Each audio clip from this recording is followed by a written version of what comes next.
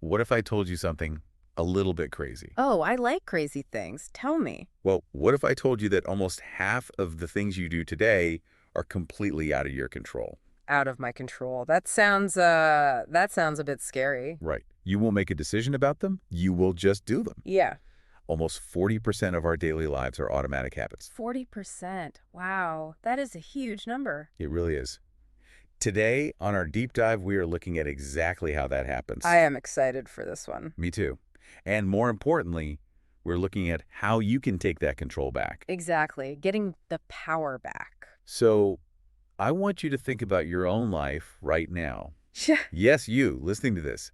Do you have a habit you want to stop? We all have those. Definitely. Maybe you bite your nails. Or maybe you spend hours looking at your phone in bed. Oh, that is a very common one. Yeah. Or maybe there is a habit you desperately want to start, like you want to run every morning. Or maybe you want to practice your English every single day. Exactly. We all have things we want to change. And today, we are doing something a bit special on this deep dive. Yes, we are. We are going to speak simply. We are using short sentences. We are using clear, everyday words. No complicated academic language today. Right. Just real ideas and real talk about how your brain works. That's right. This whole conversation is designed for clarity. So what is our mission today? Well, the mission of this deep dive is to explore a very famous book. It is called The Power of Habit. Such a great title. It was written in 2012 by Charles Duhigg. It is a really brilliant book. It is. I love this book. But we don't just want to tell you what the book says. We want to explain exactly how these ideas work in your daily life. I have to say, this book completely changed how I see my own mornings and my work and even my free time. It has that effect on people. But before we get into the brain science, we need to talk about the author, Good idea. who is Charles Duhigg.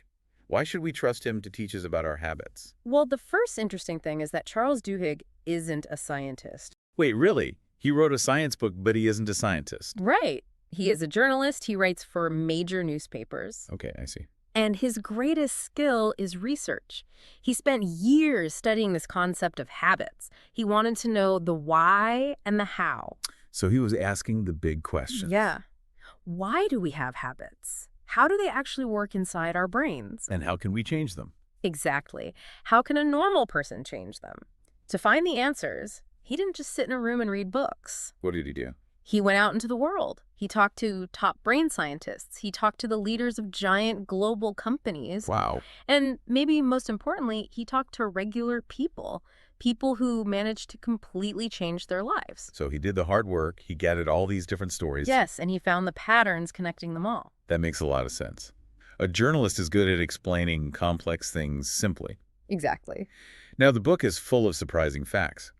But I want to go back to that first fact I mentioned. The 40% rule. Yes, because it completely shocked me when I read it. Almost 40% of what you do every day is a habit. It is hard to believe, honestly. 40%, that is almost half of your waking hours.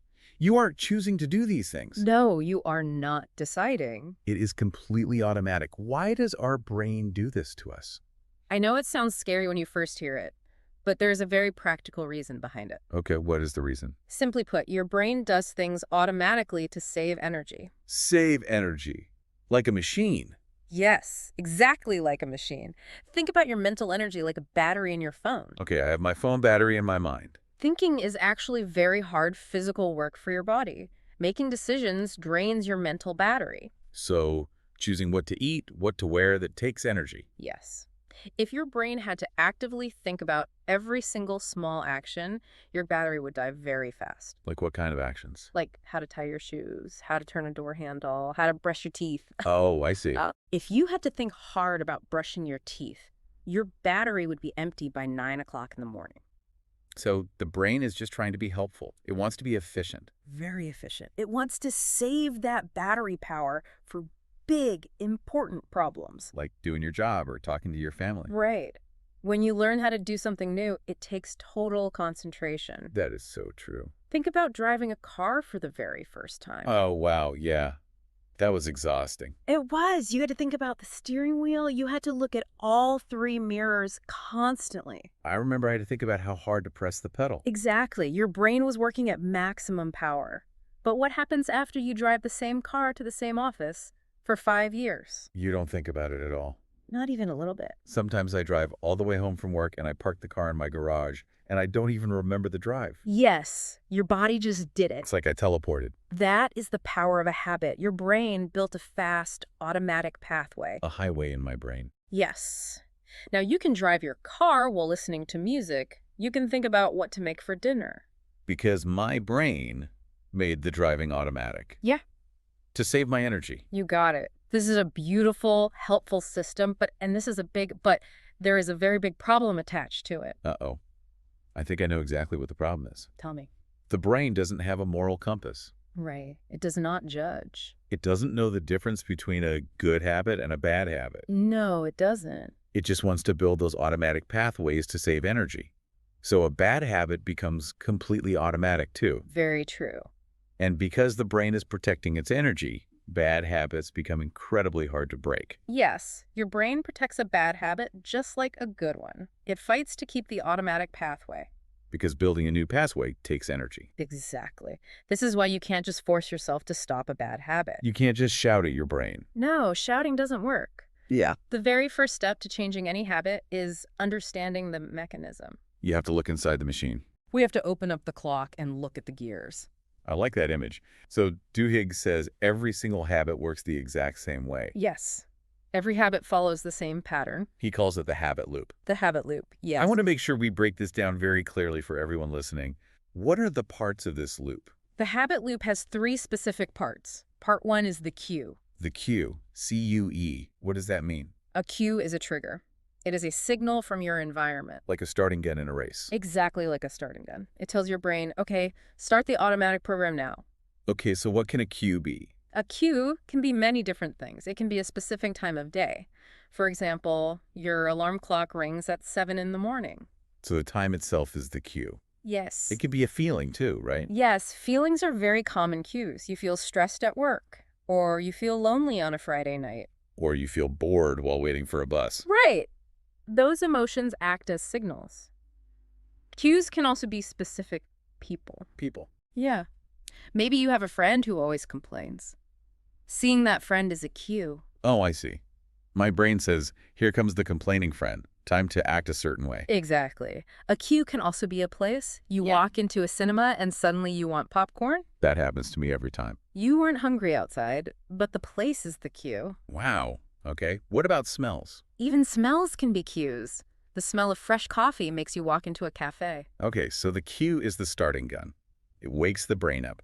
What is part 2? Part 2 is the routine. The routine. What is that? The routine is the actual behavior. It's the thing you do. So this is what we usually call the habit. Yes. You buy the coffee, you eat the popcorn, you bite your fingernails. You open a social media app on your phone. Or you smoke a cigarette. The action itself is the routine. Okay, that part is easy to see. But the next part is why it all happens. Part 3. Right? Part 3 is the reward. The reward. The reward is the positive feeling you get right after the routine. The good feeling. Yes. This is the most important part for your brain. Your brain loves good feelings. They all love good feelings. Of course. It loves feeling calm or happy or distracted. The reward is the entire reason your brain remembers the habit for the future.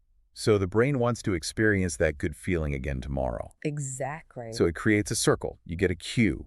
You do the routine. You get the reward. A signal, an action, a good feeling. And Duhigg calls it a loop because it repeats. It goes around and around automatically. Around and around. And here is the science of it. Every time you complete that loop, your brain builds a physical bridge. A bridge between the cue and the reward. Yes. And over time, that small bridge becomes a massive, fast highway. Wow. The action happens before you even have a chance to think about it. Your brain sees the cue, and it instantly expects the reward. And the routine just fires off automatically in the middle. Exactly. You don't even decide to do it. I want to make this very real for you, the listener. Let's use a common example from the book. That's a good idea. Let's talk about stress and chocolate. I think we all know this feeling. It's a very universal human experience. Walk us through it. Okay, imagine you are at your office. You have 50 unread emails. Oh, no. That is stressful. And your boss just yelled at you about a project. Your heart is beating fast. You feel terrible. Okay, I have the picture. That physical, tight feeling of stress, that is the cue. That is your signal. Your brain recognizes the stress. The brain says, warning, negative emotion detected. Right. Now, what do? You don't want to feel stressed. Yeah. So you get up from your desk. You go find a solution. You walk down the hall to the office kitchen. You find a chocolate bar. You open it and you eat it. The whole action. Yes, that entire physical action is the routine. And then comes the brain's favorite part, the reward. Right. You eat the chocolate. The sugar hits your body. For just 1 minute, you feel better. A tiny bit of happiness. Yes, you feel a tiny bit happy. Your heart slows down a little. The stress disappears for 60 seconds. So that feeling of relief is your reward. Exactly. So what happens the next week? Because the cycle starts again. Yes. The next week, your boss yells at you again. You feel that tight stress in your chest. The cue is back. The cue is back. And your brain instantly remembers the highway. Your brain says, I know exactly how to fix this pain. I remember the loop from last week. We need chocolate right now. Yes. Yes. You don't even make a conscious decision. You just stand up and start walking into the kitchen. The loop is totally automatic. Cue.stress. Routine. Eat chocolate. Reward. Quick relief. That is a perfect example of the loop in action. Wait, hold on. I need to push back a little here. Let me push back. Knowing the 3 parts of the loop is interesting, but that doesn't actually stop you from doing it. That is true. Many people understand their bad habits perfectly. I have a friend who eats terrible junk food every night. Many people do. He knows his cue is feeling tired after work. He knows his routine is ordering a pizza. He knows his reward is feeling full and relaxed. He knows the whole loop. He knows all of it. But he still orders the pizza every night. He tries to use willpower. Most people just try to use willpower. They say, I won't eat chocolate today, and they fail. You're completely right. And Duhigg makes this very clear in the book. So willpower is not the answer. Willpower is absolutely not enough. Think about willpower like a muscle in your arm. A muscle. Yes. If you lift heavy boxes all morning, your arm gets tired, right? Of course. Willpower works the same way. If you use your willpower all day long at work, maybe by smiling at angry customers or forcing yourself to finish a boring report, your willpower muscle is exhausted by the evening. Wow. That makes so much sense. When you get home, you have no mental strength left. That is when you order the pizza. Yes. That is my life. I am incredibly disciplined at 9 in the morning.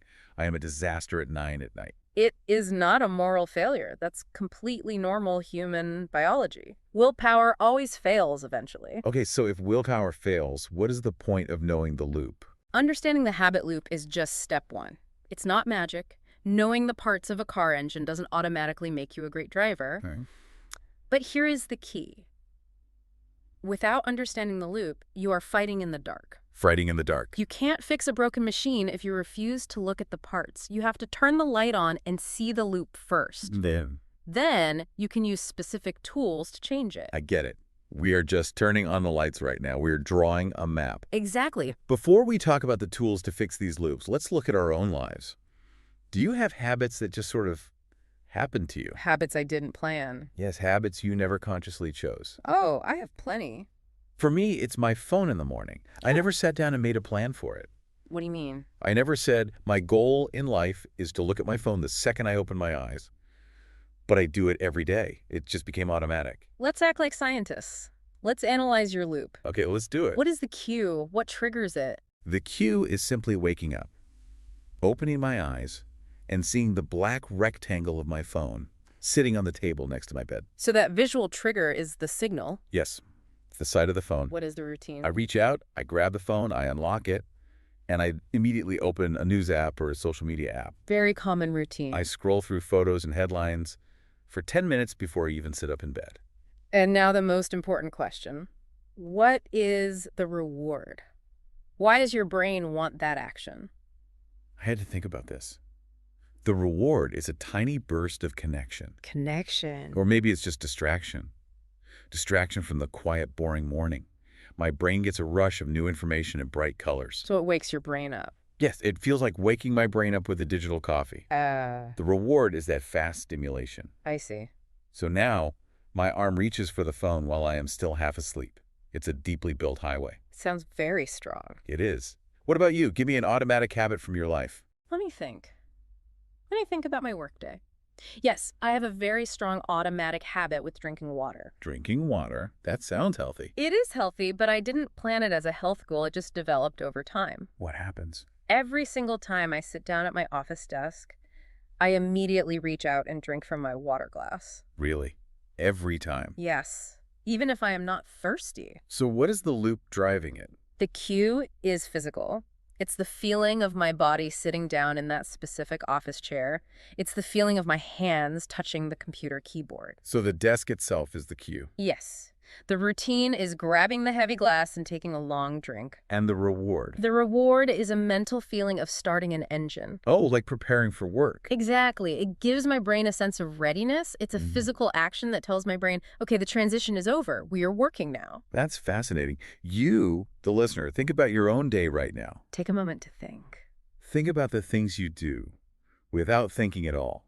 What is the very first thing you do when you get into your car? Or what do you do when you feel bored in a waiting room? Try to spot the loop in your life. What is the cue? What is the routine? What is the reward? Identifying those hidden loops in your own daily life is the very first real step. You have to see them clearly to change them. Okay, so we've turned on the lights. We see the loops. Yes. We know what the cues and rewards are. And we know that relying on willpower is a bad strategy. A very bad strategy. So how do we actually fix a bad habit? If my friend wants to stop eating junk food every night, what does he actually do? This brings us to the core lesson of the entire book. The big secret. Yes. Duhigg calls it the golden rule of habit change. The golden rule. The golden rule is a very specific science-based method for hacking into that automatic highway. I am ready for the rule. What is it? The rule starts with a hard truth. You cannot completely destroy a bad habit. Wait, what? You can't destroy it? No, you cannot destroy it. That sounds depressing. Once your brain learns a habit loop, that neural pathway is created. It is saved in your brain's memory forever. Really? Forever? Think of it like a file on a computer. You cannot drag this file to the trash bin and delete it. It will always be hidden somewhere in the system. Okay, so if I can't delete the file, what can I do? You can only save a new file over the old one. You can only replace the habit. To replace something means to put a new thing in the exact spot of the old thing. Correct. So we have to build a new loop right on top of the old loop. Exactly. And the mechanism for doing this is very precise. Are you ready? I am taking notes. You must keep the exact same cue. Keep the cue, okay. You must keep the exact same reward. Keep the reward. Okay. But you change the routine in the middle. Let me repeat that. Keep the cue, keep the reward, only change the routine. Yes. That is the golden rule. But why? Why keep the reward? Because your brain already desperately desires that specific reward. You can't just tell your brain, hey, you don't get to feel relaxed anymore. Oh, because the brain will fight back. Yes. Your brain will fight you and your brain will win. It wants that feeling. So you have to give it what it wants. You simply give your brain the exact same good feeling, but you deliver it through a different, healthier action. Let's unpack this slowly. Let's use a serious, real-world example from the book. Okay, what example? The book talks a lot about smoking. Smoking is notoriously one of the hardest habits to break. Yes, smoking is incredibly powerful. Why is it so hard? Well, it is a chemical addiction to nicotine, yes. But it is also a very deep mental habit. It involves incredibly deep psychological loops. Right. So let's imagine the loop for a typical smoker. Let's use a person who takes smoke breaks at work. Okay, the office smoker. We talked about stress earlier. Stress is a huge cue for smokers. Very huge. The person has a difficult phone call. They feel stress. That is the cue. The starting gun fires. Yes. The routine is standing up, walking outside, lighting a cigarette, and smoking it. And the reward. The reward is a deep feeling of relaxation. The nicotine hits the brain, their breathing slows down, and they feel calm. So the loop is stress, smoke, relax. Exactly. Stress, smoke, relax. Now, if that person tries to quit using just willpower, they will fail. How do they usually try? If they sit at their desk and say, I feel incredibly stressed, but I refuse to go outside. I will just sit here and suffer. And their brain is screaming at them. Yes. Their brain screams, I need to relax. We have a highway for this.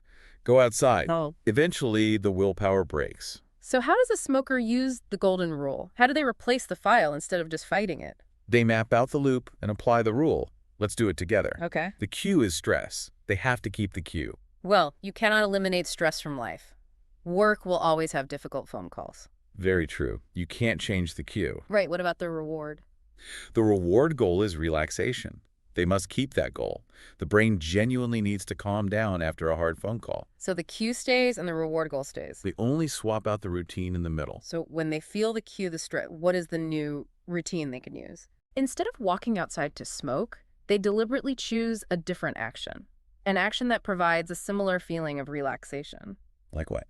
Maybe they walk outside, but instead of lighting a cigarette, they walk around the block for 5 minutes. Moving the body reduces stress. Right.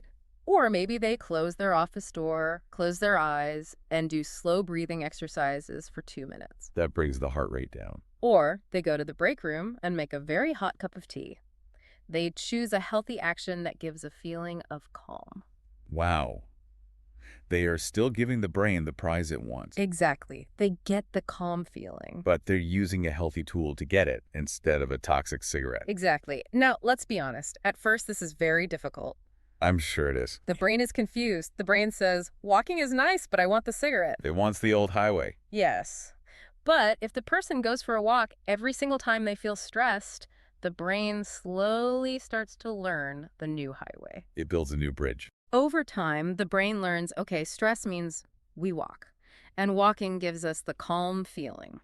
The new loop becomes thick and automatic. It covers up the old loop. You are basically tricking your own computer. Oh. You are still giving it the candy, but you swapped the sugar for fruit. That's a great metaphor. And this golden rule is used in life or death situations. It isn't just for small daily annoyances like eating cookies. Really? Life or death? Yes.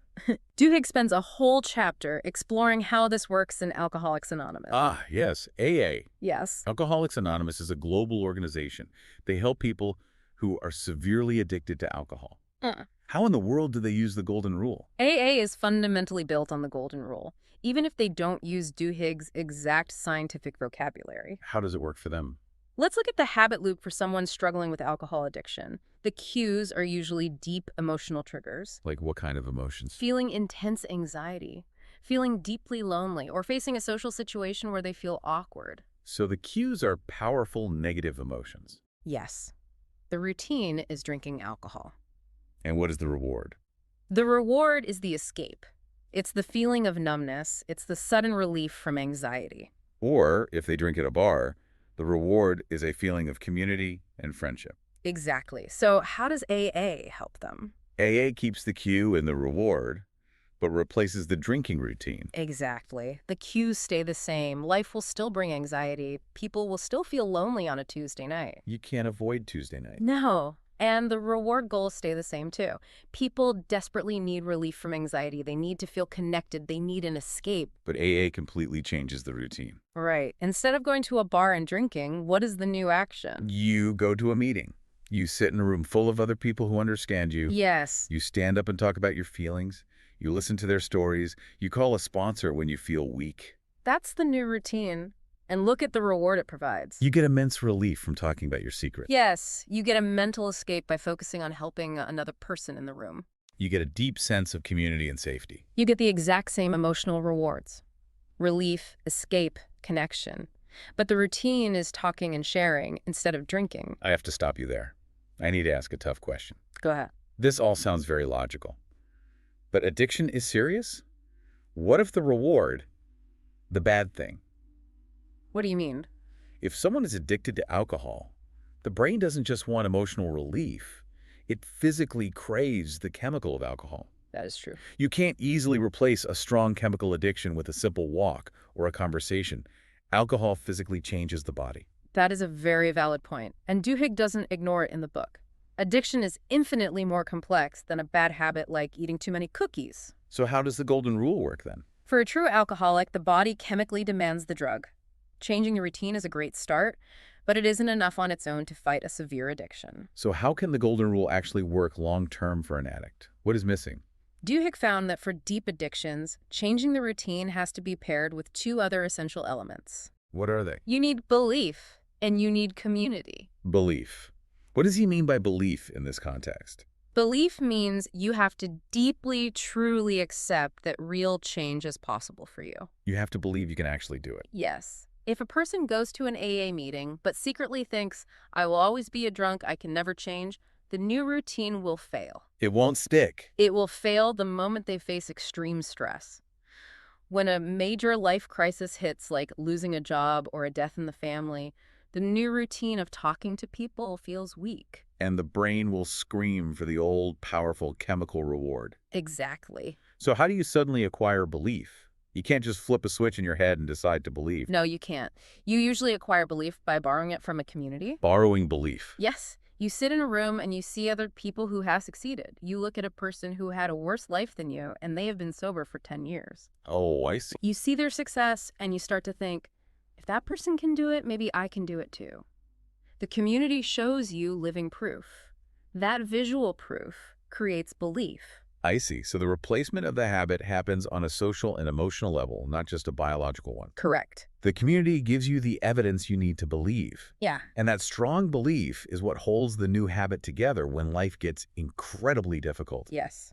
The habit loop and the golden rule are fantastic tools. But for the hardest changes in life, human connection and shared belief are the engine that makes the tools actually work. That is beautiful. It's not just brain hacking. It requires other people. It really does. Okay, let's transition to the next major concept in the book. This might be my favorite idea. Oh, which one? It's called Keystone habits. This is a truly fantastic concept. It completely changes how you think about self-improvement. It did for me. Mm-hmm. Let's explain it. What is a keystone? A keystone habit is a very rare, special kind of habit. But first, let's explain the word. Right. Think of a stone bridge over a river. The stones are stacked in a big curve to form an arch. Picture the arch. At the very top of the arch, right in the center, there's one specific stone. That single stone is called the keystone. It locks all the other stones into place. Yes, it holds the entire weight of the bridge. If you pull that one keystone out, the whole bridge collapses into the water. It is the single piece that holds the whole system together. So what is a keystone habit in a person's life? It is one specific routine that triggers a chain reaction. A chain reaction, like dominoes falling. Exactly. It's a habit that automatically causes changes in many other completely different habits. So I just focus on one thing. You only focus on changing this one thing, and suddenly the rest of your life starts to rearrange itself. Give me a real example. What is the most common keystone habit for normal people? Without a doubt, it is regular exercise. Really? Exercise. Yes. When people start a habit of running or lifting weights, strange things start to happen. They get tired. Well, yes, but they don't just get stronger muscles. They automatically start changing other parts of their day without even trying. Why does that happen? If I decide to run for 20 minutes, I didn't decide to change my diet. Exactly. You didn't make a diet plan, but because you ran, your body feels different. Okay. When it's time for lunch, you suddenly don't want a heavy, greasy, fast food burger. Oh, I see. My brain says, we just worked hard. Let's eat a salad. Let's get some good fuel. Yes. You start eating better naturally, and the chain reaction continues. People who exercise regularly usually start sleeping much better. Well, their bodies are physically tired, Hmm. so they fall asleep faster. Yes. And because they get better sleep, they wake up with more mental energy. And more energy means they work better. Because they have more energy, they focus better at work, they become more organized. Wow. All from running. Studies even show that people who start exercising start using their credit cards less. Wait, they spend less money. Why? They become more patient, they have more discipline. All of these massive life changes, better diet, better sleep, better finances, all stem from one single routine. Moving your body for 20 minutes a day. Yes, exercise is the keystone that holds the good life together. One habit creates a huge domino effect.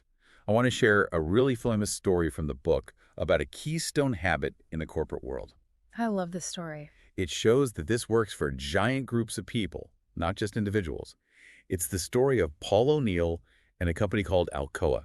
Please share the details with everyone. Okay, picture this. Alcoa is a massive American company that manufactures aluminum. Heavy metal work. Yes, it is heavy, dangerous factory work. Machines melting metal at incredibly hot temperatures. Very dangerous. And the company was struggling. Profits were dropping. The investors on Wall Street were very angry. They were losing money. Right. So they hired a new CEO named Paul O'Neill to fix the mess. The investors wanted him to cut costs, lower taxes, and fire people, right? That is what a normal CEO does. Exactly. He walked into a fancy hotel ballroom in New York for his first big meeting with the rich investors. They were expecting a plan to make money. They expected a big presentation about profit margins. But Paul O'Neill shocked the room. He didn't talk about money at all. What did he talk about? He said he was going to focus the entire global company on one thing, only one thing: worker safety. He wanted 0 accidents in the factories. Yes. He said, I intend to make Alcoa the safest company in America. How did the investors react? They panicked. They ran to the lobby to call their brokers and sell their Alcoa stock. Because they thought he was crazy. They thought the new CEO was completely crazy. You can't save a failing business by talking about safety goggles. But Paul O'Neill understood Keystone habits. Yes, he did. He knew worker safety was the keystone to fixing the whole company. Let's break down the mechanics of that. How does focusing purely on safety create a chain reaction that saves a dying company? Here's exactly what happened. O'Neill made a strict rule. If a worker gets hurt, the factory manager must report it to the company president within 24 hours. To 24 hours, that is fast. And they had to provide a plan to make sure it never happens again. Okay, so to do that, the factory manager had to have a direct, fast line of communication with the top bosses. Exactly. And to understand why the accident happened, the manager had to listen to the people working on the factory floor. So immediately, the communication pathways in the company had to improve. Yes. The managers had to talk to the workers. The workers realized the bosses actually cared about their lives, so their morale went up. They felt happier. And what about the factories? To make the factories perfectly safe, the company had to buy better, newer machines that didn't break down. And what happens when you have motivated workers using brand new, efficient machines with excellent communication? Productivity explodes. Right. Because the machines were better and the workers felt valued, they manufactured aluminum faster and with fewer mistakes than ever before. And the profits. The profits went through the roof. The company became incredibly wealthy. Paul O'Neill never yelled about profits. He focused entirely on the keystone habit of safety. And the chain reaction fixed the finances automatically. That is the magic of a keystone. Duhigg explains that keystone habits work because they provide what he calls small wins. Small wins. That's a great phrase. What does it mean in practice? A small win is a tiny victory. It is a minor success that happens early in your process. Give me an example of a small win. When you achieve a small win, your brain gets a hit of positive chemicals. You get a feeling of capability. You feel like a winner. You start to see yourself as a successful person. You feel strong enough to face the next challenge. Like making your bed. I read an article that said making your bed every morning is a classic small win. That's a perfect example. It takes 2 minutes, but you start the day with one completed task. Making your bed doesn't change the world, but it gives your brain a tiny victory. A quick reward. Yes. It gives you the momentum and the confidence to continue making organized, positive choices for the rest of the day. So keystone habits are powerful because they generate these small wins continuously. Exactly. Okay, I have to jump in here with a reality check. Another pushback. I'm ready. Finding your own personal keystone habit sounds amazing. It sounds like magic. Just find the magic habit and your whole life is fixed. It does sound a bit too easy, doesn't it? It does. Because exercise doesn't work for everyone. I know people who go to the gym every single day. They have amazing muscles. But their lives are a complete mess. Their houses are dirty, they're always stressed, and they are late for every meeting. Exercise is clearly not their keystone. you're absolutely right to point that out. Exercise is not a universal magic pill. Duhigg is very clear about this in the book. So everyone is different. Everyone's keystone habit is deeply personal. It depends entirely on your own psychology. So how are we supposed to find ours? You have to act like a scientist in your own life. You have to experiment. Try different things. Yes. Some people find their keystone is getting exactly 8 hours of sleep. Some find it's sitting down on Sunday to plan their meals for the week. Okay. For others, it's writing in a journal for 10 minutes every morning. The method is to try one thing at a time. So change everything at once. Please don't. Don't try to reinvent your entire life on a Monday morning. Pick one single new habit, stick to it, and watch what it does to the rest of your life. Look for the chain reaction. If I start writing in a journal and suddenly I notice my house is cleaner, then I've found my keystone. Yes. If you start a new habit and nothing else in your life improves, it's still a nice habit, but it isn't your keystone. So keep looking. Keep looking. Keep trying new experiments until you feel that domino effect. Speaking of experiments, let's move into the most practical part of our deep dive. The action plan. Yes, we have talked about the theory, we understand loops, the golden rule, and keystones. But what can you, the listener, actually do with this information today? Knowledge is useless if you don't apply it. Let's give the listener 4 specific, Actionable experiments they can try this week. These are based directly on the book's frameworks, right? Yes, directly from Duhigg's research. Okay, experiment number 1. I call it naming the loop. How do we actually execute this one? It is remarkably simple, but highly effective. Choose one habit in your daily life. It can be a good habit or an annoying bad habit. Like my phone habit in the morning. Exactly. Take a physical piece of paper and a pen.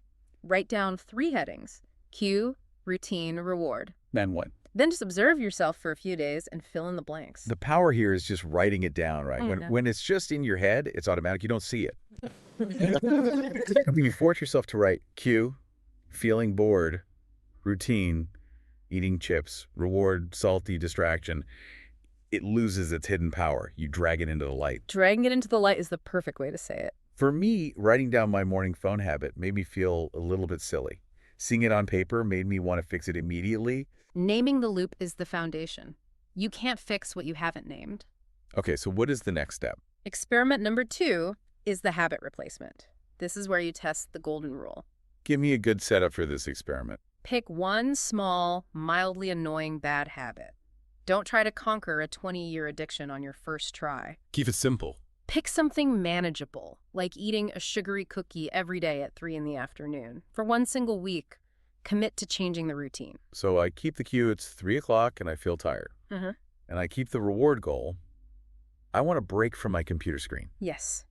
Keep the time, keep the desire for a break, but deliberately choose one different routine. Like what? When 3 o'clock hits, instead of getting the cookie, walk over and talk to a colleague for 5 minutes, or read an interesting article about space, or do 10 stretches. Give the brain a different break. Do this new routine for 5 days in a row. Afterward, ask yourself, did talking to my colleagues satisfy my brain's desire for a break? It's just a test. You don't have to promise to do it forever. Just see if the new puzzle piece fits into the old space. Exactly. Play with different routines until you find one that satisfies the reward. Okay, experiment number 3. The 30-day Keystone. 30 days is usually considered the minimum time to solidify a new neural pathway. So choose one completely new positive habit to focus on for the next month. Only one. Only one. Please do not start a strict diet, a heavy exercise plan, and a new language course all on the same day. You will run out of willpower. You will fail by Wednesday. Just choose one simple thing. Maybe it's walking outside for 15 minutes immediately after dinner. And while I'm doing this for a month, what am I looking for? You are watching for the ripples in the water. You observe the rest of your life. Looking for the chain reaction. Exactly. Are you falling asleep faster? Are you drinking less alcohol in the evenings? Are you arguing less with your partner? And if the answer is yes, If you see positive changes happening automatically in other areas, congratulations. You have discovered a personal keystone habit. I really love that perspective. You aren't forcing change, you are observing it. Okay, the last experiment, experiment number 4, the Small Wins Journal. This one is specifically designed to build that sense of belief we talked about earlier. The belief that you can change. How does it work? Every single evening, right before you go to sleep, take a notebook and write down one small success from your day. Just one. Just one.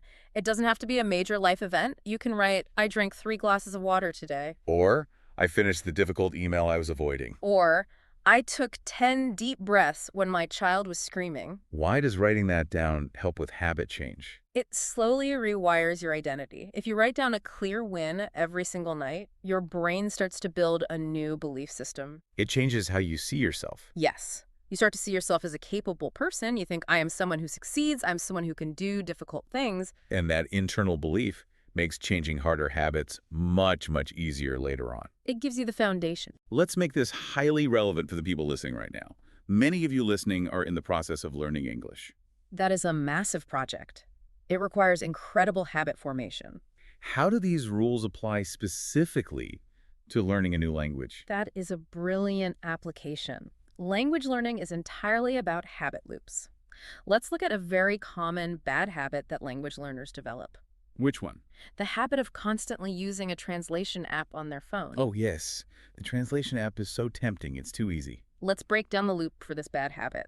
Imagine you are reading an article in English. Suddenly, you see a word you do not recognize. Okay, I see the strange word. That unknown word is the cue, the signal. It creates a feeling of confusion or slight frustration. I know that feeling very well. What is the routine? The automatic routine is instantly grabbing your phone, opening the app, typing the word, and getting the translation in your native language. And the reward is obvious. The reward is immediate understanding. You feel relief.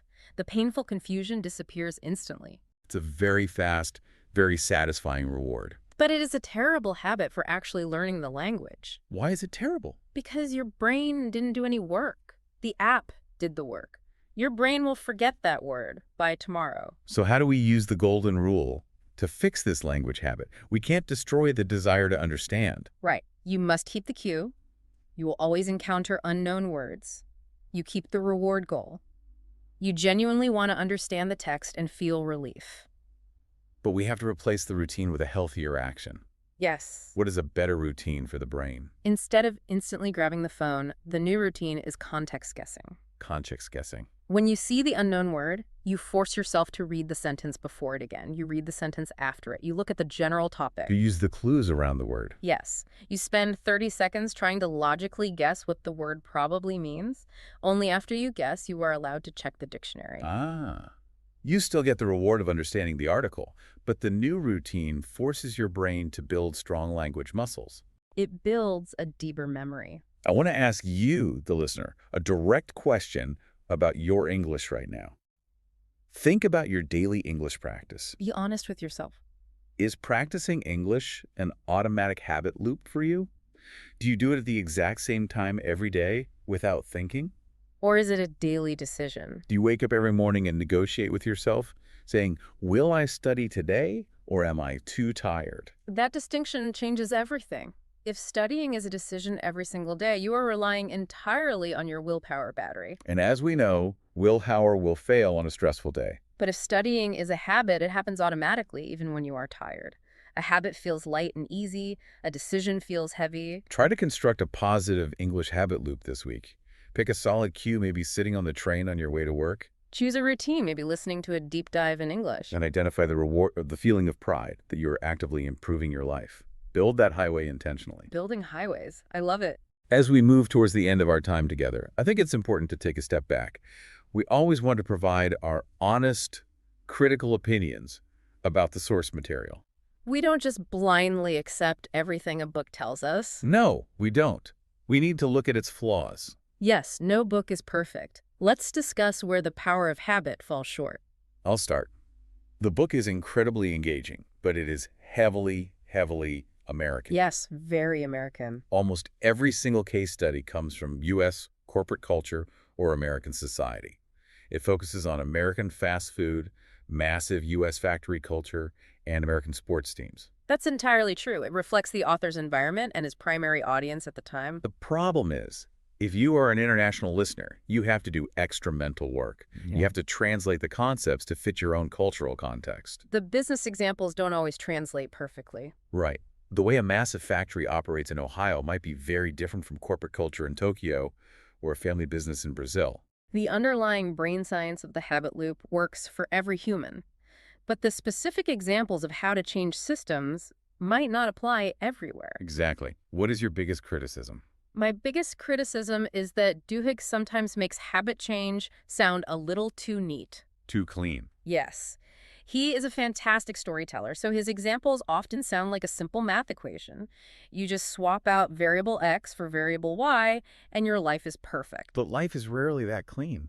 It's usually very messy. Exactly. For people dealing with serious trauma, deep psychological issues, or severe chemical addictions, the basic habit loop model is simply not enough. You cannot cure severe clinical depression just by finding a new cue and reward. The book provides a very helpful framework, but it is not medical treatment. It is not a substitute for professional therapy. I completely agree.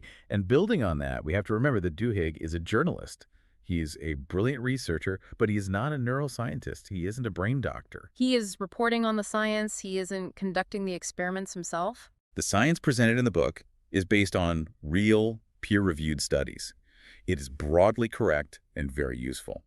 But to make it understandable for millions of readers, it is heavily simplified. The human brain is infinitely more complex than a tidy three-step loop. Also, just as a reading experience, the book is quite long. It tends to repeat the exact same core concept over and over, just using different corporate stories. That is a very common structure for popular psychology books. But despite those flaws, the core insight is still incredibly valuable. Let's pull everything together. Let's give the listener the ultimate summary of what we discussed today. Okay, here's the final takeaway. Please give us the essence. Almost 40% of your entire day is running on autopilot. That is not a failure. It is just how your brain protects its energy. Right. But once you open the machine and understand the habit loop, the cue, the routine, and the reward, you get your power back. You are no longer a blind victim of your own automatic actions. You can deliberately choose which loops to keep. And you can carefully replace the bad loops by applying the golden rule. Just swap the routine. Most importantly, don't overwhelm yourself. Don't try to change your entire personality tomorrow. Find your one keystone habit. Find that single stone that holds the bridge together and start your journey right there. That is the perfect summary. Get your power back, map your loops, find your keystone. And start small. As we finish our deep dive today, I want to leave you, the listener, with a final thought. We want you to take action. Action is everything. Here is the question to ask yourself today. What is one specific habit you want to change or start? And what is the very first, incredibly small step you can take toward that change this week? Remember, a small step, not a giant life overhaul, just one tiny experiment. Think about it and let us know in the comments. We genuinely read all of them. If the psychology of habits has made you curious, there is a whole world of literature out there. There really is. Our expert has a few recommendations on where you might want to look next. If you found this discussion helpful, the absolute best next step is Atomic Habits by James Clear. It takes these ideas and makes them even more practical and system-focused. That is a very famous one. If you are interested in how focused habits create big success, look at 0 to 1 by Peter Thiel. For a brilliant perspective on focusing on the habits that truly matter, read Essentialism by Greg McKeown. Excellent choices. And finally, if your bad habit is being constantly distracted by your phone, Deep Work by Cal Newport is essential reading. Those are fantastic recommendations to continue the journey. Remember, you aren't stuck with your automatic pathways. You have the tools to rebuild the highway. You really do. Think about that one small step you can take today. Until our next deep dive, keep observing yourself, keep experimenting, and keep learning.